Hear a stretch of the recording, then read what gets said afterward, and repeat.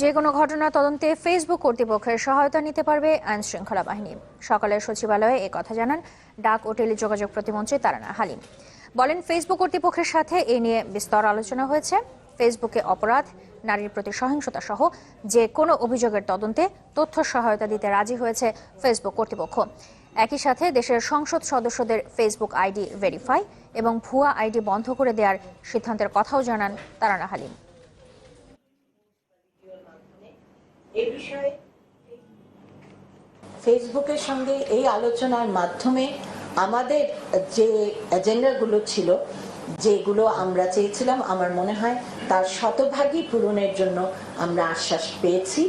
Investigating বিভিন্ন তদন্তাধীন ক্ষেত্রে এবং মামলার ক্ষেত্রে এই ফোকাল পয়েন্টরা যে তথ্য চাবেন ফেসবুক কর্তৃপক্ষ, সেই ক্ষেত্রে যথাযথ সহায়তা প্রদান করবেন।